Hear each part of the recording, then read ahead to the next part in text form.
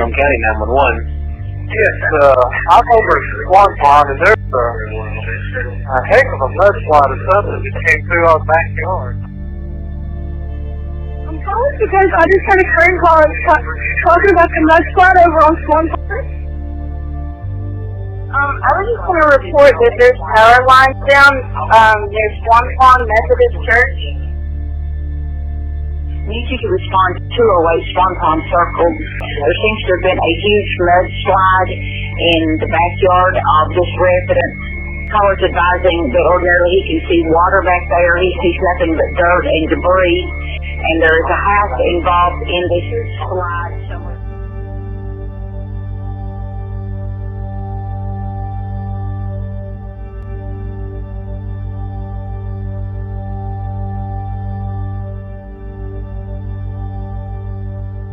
My husband has a scanner, and the scanner was saying a mudslide. And I immediately said, there's nowhere for a mudslide. I mean, where would that have been? We immediately said, it's got to be the ash pond.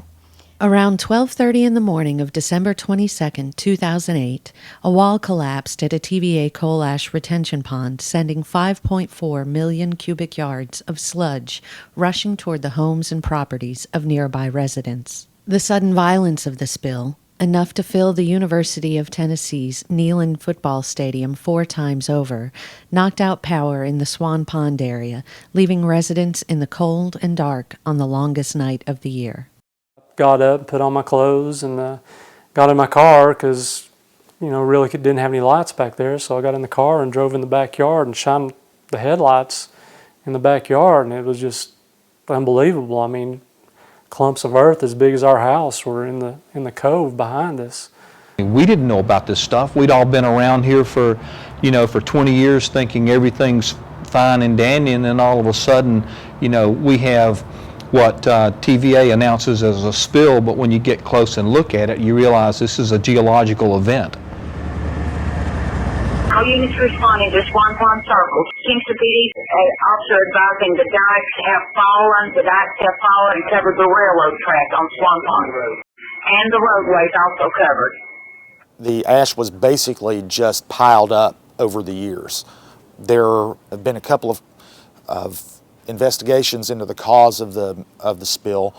TVA's contractor blamed it on an unstable layer of ash at the very bottom of the spill. Others have blamed it just on the very fact that they stacked it so high.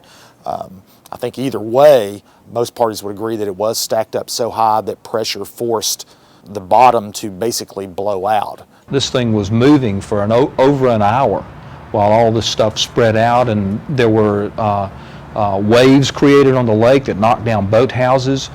The timing was miraculous. If it had been in the summertime or at a time when the lake had been at full pond, we'd had a body count. The Swan Pond community wraps around the Kingston fossil plant in a circle of residential and farm properties. It is a close-knit community with many there who have a history that dates back generations. It's really just a small southern community town. You'd drive up and down the road and throw your hand up at the neighbor down there, go have coffee on the porch with them, or see kids out playing in the yard shooting basketball. And there was always the yearly picnic.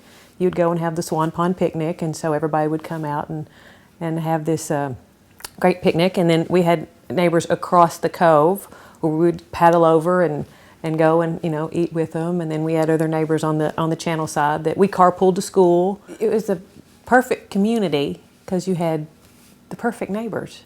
Chris Copeland grew up in the Swan Pond area. His mother lived in a detached suite on the property his family called home. The whole family came down, helped build the house. Grandfathers, uncles, cousins, we all pitched in and helped to build the house. And that was in the early 70s. So we just had a lot of time and experience there.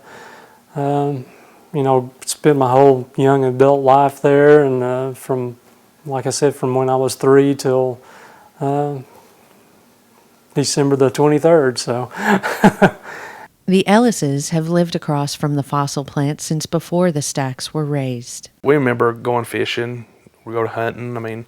Our property here, there's a pond at the bottom of the hill that our uncle at one time, and then cousin owned it. We go fishing and play enough neighbors in the community, football and down in the field. And there's a graveyard down there. We used to go play hide and seek at night in the graveyard. And Now, when I was a child, we did baptisms and, swam out there and had, different things like that. But as the years went along, they pretty much overtook the inlet, and that just was no longer. It became a big fly ash dumping ground. That's what ruptured, is where the inlet used to be. I remember thinking, do I want to see what this is like in the morning? Do I really want to see this in the morning? Anybody that's gone through anything like this will say your life changes in a flash, and it really did. You just go, what just happened? Where did everything go in that instant? In that one little instant, everything is gone. The Copelands were one of the families living in the Ground Zero area that was relocated to a new home in Harriman with TVA's help.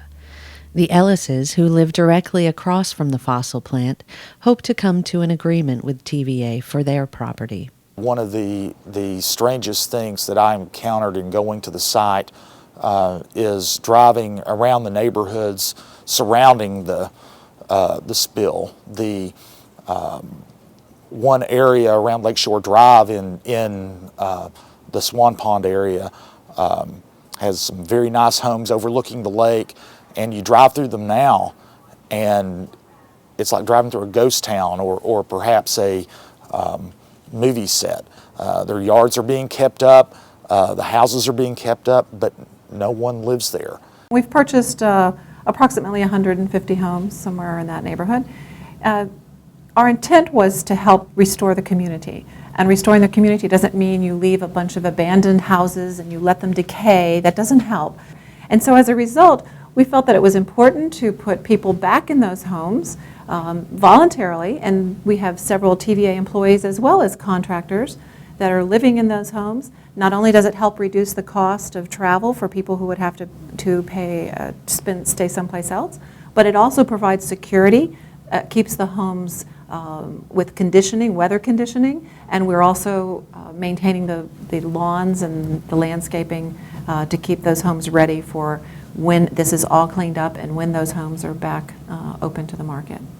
Since the very day of the ash spill, people who live in Roane County and environmental groups have been very, very concerned about the environmental impacts, both short-term and long-term, of dumping that much coal ash basically into the waterways of Roane County. The ash contains a lot of heavy metals, arsenic and lead and mercury and selenium. They're mostly in trace amounts, but when you dump that many trace amounts in one place, it raises cause for concern. It is not a virulent poison, so it's not something that it doesn't creep out of the water in the middle of the night to get you. But it's not good stuff. It has long-term implications, and those long-term implications we don't know. Experts interviewed by reporter Scott Barker have suggested that there should be no long-term effects on human populations once the material is cleaned up. However, the selenium in fly ash is cause for concern in regard to waterways and wildlife. To date, the U.S. Corps of Engineers and the U.S. Geological Survey Lab have determined that there is not a toxicity issue in any for standard animal samples or the aquatic life in what they've looked at, and that's over 14,000 samples. In addition, what they have found is that the metals in the ash seem to stay bound in the ash, and they don't dissolve, and therefore it makes them much less likely to be bioaccumulated. But either way, TVA is committed to do long-term environmental monitoring to make sure that there's not a long-term effect. Given the massive nature of the catastrophe, a lot good has been done, and if you were here early on and saw it and see it today, it's readily apparent that a massive amount of effort has been put into cleaning it up. In July, the U.S. Environmental Protection Agency gave its approval for TVA to transport the ash by train to the Arrowhead landfill in Perry County, Alabama, for permanent disposal. As of November 24th, more than 744,000 cubic yards of ash have been sent to the landfill.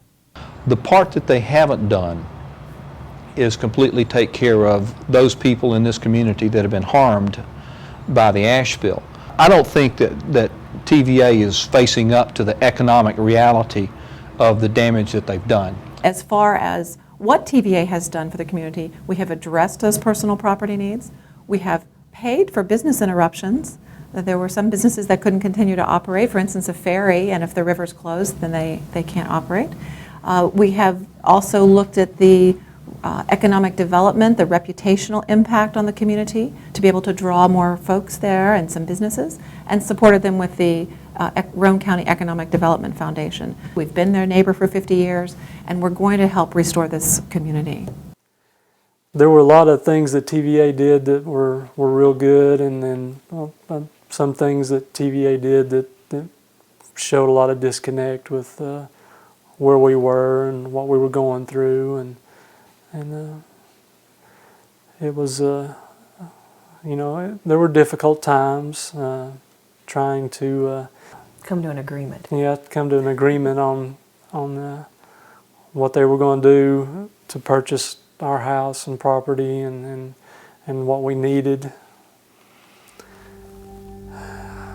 A lot of heartache and a lot of emotional wear and tear.